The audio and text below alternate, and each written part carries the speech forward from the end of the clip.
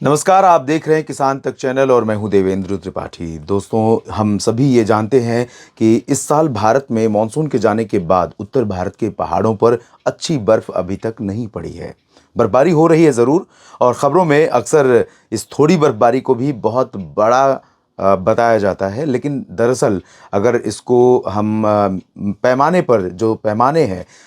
Scale है, उस पर नापें तो निश्चित तौर पर जम्मू कश्मीर, हिमाचल प्रदेश और उत्तराखंड, इन तीनों क्षेत्रों में, जो पर्वतीय क्षेत्र हैं भारत के वेस्टर्न हिमालयन रीजन के, यहाँ पर उतनी बर्फ नहीं पड़ी है जितनी आमतौर पर दिसंबर के बीतने से पहले पड़ जाती है, क्रिसमस आने से पहले पड़ जाती है। और उसी के चलते उत्तर भारत के भागों में अभी ना तो शीतलहर का प्रकोप है और ना ही ग्राउंड फ्रोस्ट यानी पाला पड़ रहा है। हालांकि ये सब स्थितियां किसानों के लिए और खेती के लिए फायदेमंद है, लेकिन उत्तर भारत के मैदानी इलाकों में डब्ल्यूडी के चलते कुछ बारिश भी होती है जिससे फायदा पहुंच। तो क्यों नहीं हुई है इस बार बहुत हैवी स्नोफॉल, और साथ ही साथ क्या रहेगा दिसंबर के आखिरी दिनों में उत्तर भारत में डब्ल्यूडी का रुख, आइए समझने की कोशिश करते हैं। सबसे पहले मैं आपको बताता हूं कि उत्तर भारत के भागों में जो डब्ल्यूडी आते हैं, पश्चिमी विक्षोभ आते हैं, वो बेसिकली, ये बार बार मैं बताता हूं और बहुत सारे लोग बताते हैं, आप भी जानते होंगे अच्छी तरह से, कि ये कैस्पियन सी और मेडिटेरेनियन सी से आते हैं, जो कि पश्चिमी एशिया और उसके बाद का जो रीजन है उन जगहों से रिलेटेड है ये समुद्री क्षेत्र। और जो मेडिटेरेनियन सी है, जिसे भूमध्य सागर कहा जाता है, बेसिकली अब उसी से उठने वाली नमी उत्तर भारत के पर्वतीय क्षेत्रों की तरफ डब्ल्यूडी के रूप में पहुंचती है और उत्तर भारत के पहाड़ों पर बर्फबारी होती है। एक स्टडी अभी हाल में ही रिवील हुई थी, और जिसमें साइंटिस्ट हैं किरेन हंट, जिन्होंने वेस्टर्न डिस्टर्बेंस, साथ ही साथ उत्तरी अटलांटिक ओशन का भारत के उत्तरी क्षेत्रों पर, पर्वतीय क्षेत्रों पर, जो हिमालयन रीजन है, यहाँ पर बदलने वाले मौसम का रिलेशन उन्होंने अध्ययन किया था। रिलेशन किरेन हंट की जो स्टडी थी उसके अनुसार, अगर पॉजिटिव नाउ यानी नॉर्थ अटलांटिक ओसिलेशन यहाँ पर होता है, यहाँ पर लो प्रेशर बनता है, तो जो भारत पर पश्चिमी विक्षोभ आते हैं भूमध्य सागर से उठने वाली नमी लेकर के, उस नमी वाली हवा में यहाँ से भी जेट स्ट्रीम कुछ हवा ऐड करती है, और इसी वजह से उत्तर भारत के पर्वतीय क्षेत्रों पर बहुत भारी बर्फबारी देखने को मिलती है। अभी क्या ग्रेडियंट है उसकी स्टडी कर लेते हैं, उसकी स्थिति देख लेते हैं। ये रहा वो प्रेशर ग्रेडियंट का मैप, प्रेशर ग्रेडियंट चार्ट, जो अभी लेटेस्ट है। और इस समय अगर मैं आपको बताऊं तो जिस रीजन में लो प्रेशर बनना चाहिए वहाँ पर हाई है, तो अभी यहाँ पर हम कह सकते हैं कि नेगेटिव फेज में है नॉर्थ अटलांटिक ओसिलेशन। न्यूट्रल या पॉजिटिव भारत में आने वाले डब्ल्यूडी को स्ट्रॉन्ग करता है, और नेगेटिव यहाँ पर हमेशा, यानी यहाँ पर अगर हाई प्रेशर है तो यहाँ से चलने वाली जो जेट स्ट्रीम है, जो अफ्रीका और पश्चिमी एशिया से होते हुए आगे बढ़ती है, और डब्ल्यूडी में उसका एडिशन होता है, और भारत के वेस्टर्न हिमालयन रीजन पर पहुँचने पर यहाँ पर डेंस क्लाउड बनने शुरू होते हैं। वो कंडीशन इस स्थिति में नहीं बनेगी। यहाँ पर अगर ये लो प्रेशर यहाँ पर बनेगा और यहाँ से उठने वाली हवाएं पश्चिम की तरफ न जाकर के पूरब की तरफ मूव करेंगी, तो निश्चित तौर पर ये डब्ल्यूडी को स्ट्रांग बनाएंगी, और डब्ल्यूडी भारत के पर्वतीय क्षेत्रों पर व्यापक वर्षा और मैदानी इलाकों में बारिश देंगे। तो अभी फिलहाल स्थिति ये है कि उत्तरी अटलांटिक ओसिलेशन जो क्षेत्र है, नोआ या नाव जिसे कहते हैं, यहाँ पर ये नेगेटिव फेज में है, न्यूट्रल भी नहीं है और पॉजिटिव भी नहीं है। ऐसी स्थिति में सबसे पहले समझ लेते हैं कि यहाँ से जो जेट स्ट्रीम चलती है उसके बारे में एक बार मैं आपको बता दूं। ये है भारत का मैप। भारत का मैप आप यहाँ देख रहे हैं, बहुत छोटा सा मैं इसलिए दिखा रहा हूँ क्योंकि इसका रिलेशन मैं दिखाना चाहता हूँ उत्तरी अटलांटिक ओशन से। तो ये रहा उत्तरी अटलांटिक ओशन का ये हिस्सा, यहाँ पर है लो प्रेशर का रीजन इस समय, यहाँ पर लो प्रेशर है, और यहाँ पर बना हुआ है हाई प्रेशर। हाई प्रेशर होने के कारण यहाँ इसके आसपास, जिसके चलते जो यहाँ से उठने वाली हवा है वो अफ्रीका होते हुए इस तरह से आती है, तब वो डब्ल्यूडी में उसका जो सपोर्ट है या उसका इम्पैक्ट है हमें देखने को मिलता है। तो अभी फ़िलहाल यहाँ से आप देखिए कि कोई निरंतरता नहीं है इस हवा में, लेकिन ये तो रही सरफेस विंड्स, और सरफेस से कुछ ऊपर की सतह, जो धरती है इसकी सतह के आसपास की हवा है। अगर मैं इसको जेट स्ट्रीम की हाइट पर ले जाऊँ 8 से 10 किलोमीटर की हाइट पर, तो आप देख सकते हैं किस तरह से ये चल रही है। ये तकरीबन 8-10 किलोमीटर की हाइट है। अब यहाँ पर अगर हम इस ट्रेंड को देखें, जेट स्ट्रीम की स्पीड या डायरेक्शन को देखें, जैसा कि किरण हंट ने कहा भी कि जो यहाँ पर उत्तरी अटलांटिक ओसिलेशन अगर पॉजिटिव रहेगा तो यहाँ से चलने वाली जो जेट स्ट्रीम है वो जेट स्ट्रीम इस तरह से चलनी शुरू होगी और अफ्रीका होते हुए भारत के मध्य या ऊपरी क्षेत्रों से आगे बढ़ेगी। और यहाँ में ऐसे में अगर मेडिटेरेनियन सी से जो WD उठा रहेगा तो उसको ये हवा जेट स्ट्रीम उसको सपोर्ट करेगी। लेकिन अगर इस चार्ट को देखें, इस मॉडल को देखें वर्तमान समय में, तो हवा तो ठीक ठाक चल रही है, हालांकि इसमें कुछ व्यवधान है। यहाँ पे आप देख सकते हैं ये जो दो व्यवधान आप देख रहे हैं ये हो सकता है कि इन सर्कुलेशंस की वजह से या इन प्रेशर्स डिफरेंसेस की वजह से हो सकता है कि ये जेट स्ट्रीम उतना सपोर्ट नहीं कर पा रही हो इस पश्चिमी विक्षोभ को जितना कि आमतौर पर करती है। तो ऐसे में एक बेनिफिट ऑफ डाउट मानते हुए उनकी स्टडी को हम कह सकते हैं कि शायद उनका सोचना सही है, क्योंकि इस बार जो WD आ रहे हैं उनका ज़्यादा प्रभाव देखने को हमें नहीं मिल रहा है, तो वजह कुछ न कुछ तो होगी। लेकिन एक बात मैं अक्सर कहता हूं कि विज्ञान की और जो भी चीज़ें हम पूरे ग्लोब पर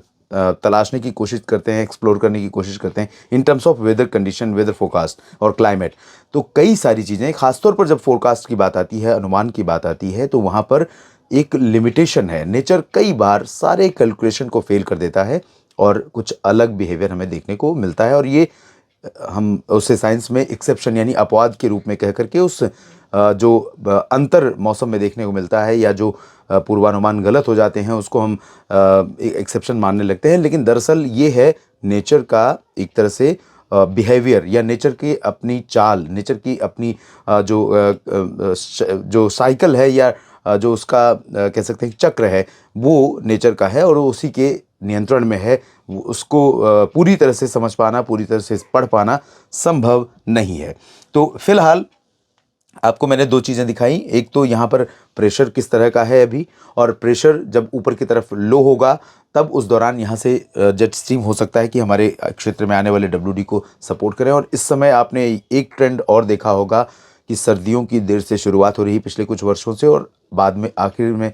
फरवरी तक एक्सटेंड हो रही है, और WD का जो इम्पैक्ट हो रहा है वो फरवरी मार्च में ज़्यादा बढ़ रहा है, यानी अक्टूबर नवंबर दिसंबर में कम। हालांकि दिसंबर में इस साल बहुत कम है, ऐसा पिछले कई वर्षों से ऐसा कम ही देखने को मिला है कि दिसंबर में बर्फबारी ज़्यादा न हुई हो। हालांकि उत्तर भारत के जो पर्वतीय क्षेत्र हैं यहाँ पर भले ही बर्फबारी ज़्यादा नहीं हुई है, लेकिन कई क्षेत्रों में व्यापक वर्षा हमें तापमान में व्यापक गिरावट हमें देखने को मिलने लगी है। और शीतलहर, पाला और घने कोहरा ये देखने को ज़रूर नहीं मिला है, तो उसके लिए अलग अलग कारण हैं, उस पर हम डिटेल में अलग तरीके से बात करेंगे। फिलहाल अगले 10 दिनों का अनुमान ये है दोस्तों कि उत्तर भारत के पर्वतीय क्षेत्रों में एक तो WD आज ही पहुंचेगा और आज रात से लेकर कल सुबह तक उसका असर रहेगा, यानी कि शुक्रवार की रात से लेकर शनिवार की सुबह या दोपहर तक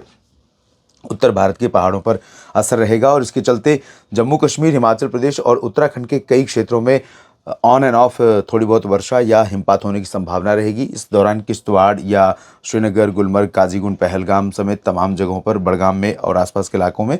लाहौल स्पीति, कुल्लू मनाली समेत हिमाचल प्रदेश में भी बारिश और बर्फबारी देखने को मिल सकती है। हायर रीचेस पर बर्फबारी होने की संभावना रहेगी, निचले इलाकों में थोड़ी बारिश होने की संभावना यहाँ पर रहेगी। मैदानी इलाकों में आज और कल पंजाब और हरियाणा तथा राजस्थान के कुछ हिस्सों में, दिल्ली और पश्चिमी उत्तर प्रदेश के कुछ एक भागों में बादल दिखाई देंगे और कहीं पर हो सकता है कुछ बूंदें पड़ जाए, थोड़ी बहुत वर्षा होने की संभावना रहेगी। लेकिन उसके बाद यहाँ से फिर से क्लियर हो जाएगा वेदर और WD आगे निकल जाएगा। पर्वतीय क्षेत्रों से 23 दिसंबर से फिर से हवाएं चलनी शुरू होंगी, 23 दिसंबर के बाद से रात से या 24 दिसंबर की सुबह से, और 24 दिसंबर के बाद से आप फिर से देखेंगे आज और कल सुबह तक हो सकता है कि तापमान थोड़ा सा बढ़े, और तापमान बढ़ेगा तो सर्दी में कमी आएगी, लेकिन दिन में तापमान थोड़ा सा कम रहेगा। वजह ये रहेगी कि दिन में धूप उतनी तेज़ नहीं होगी और कोहरा रहेगा या थोड़े बहुत बादल दिखाई देंगे पूरे मैदानी क्षेत्रों में, न सिर्फ पंजाब हरियाणा दिल्ली बल्कि राजस्थान, उत्तर प्रदेश और साथ ही साथ गुजरात, महाराष्ट्र, मध्य प्रदेश और बिहार, झारखंड, पश्चिम बंगाल समेत तमाम जगहों पर हवाओं का रुख इस समय बदला हुआ है। तो इसके चलते तापमान में जो बढ़ोतरी मिनिमम में हुई है वो कंटिन्यू रहेगी। उसके बाद 24 दिसंबर से फिर से ये ठंडी हवाएं चलनी शुरू होंगी और क्रिसमस का दिन जो होगा 25 दिसंबर का, उस दौरान पूरे भारत के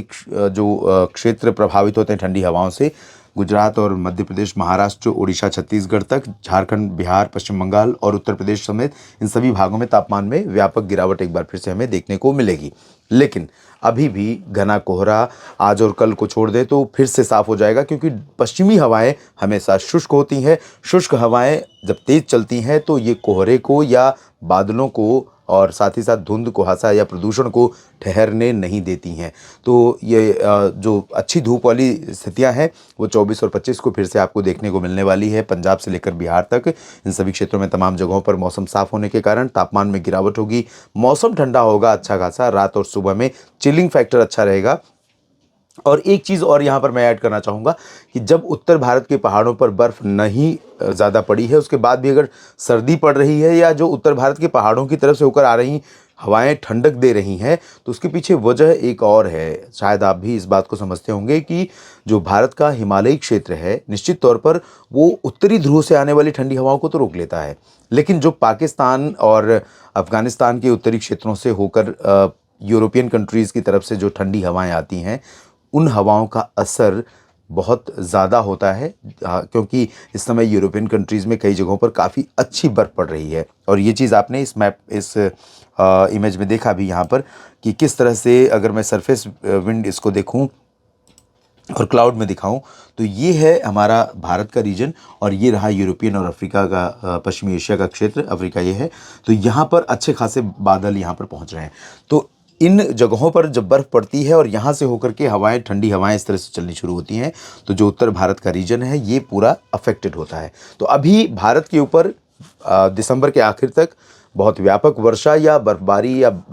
ओलावृष्टि होने की संभावनाएं पहाड़ों से लेकर मैदानी इलाकों में कहीं पर भी नहीं है। पर्वतीय क्षेत्रों में ज़रूर अगले 10 दिनों के दौरान ऑन एंड ऑफ बर्फबारी होती रहेगी और उसका प्रभाव हमें भारत के कई राज्यों में तापमान में गिरावट के रूप में देखने को मिलता रहेगा।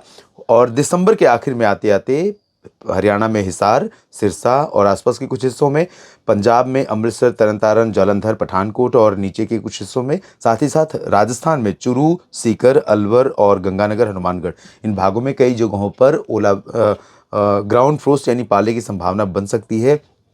क्योंकि इन भागों में 2-3 डिग्री सेल्सियस तक तापमान पहुंच सकता है। और सर्दी इस समय पीक पर रहेगी, दिसंबर का आखिरी समय रहेगा, तो ये टाइम भी पीक सर्दी का है। लेकिन जब तक घना कोहरा न छाए, दिन में भी अंधेरे जैसे हालात न हो और लोग दिन में अलाव जला कर बैठे जहाँ तहाँ नज़र ना आए, तब तक सर्दी सुर्खियों में नहीं आती है।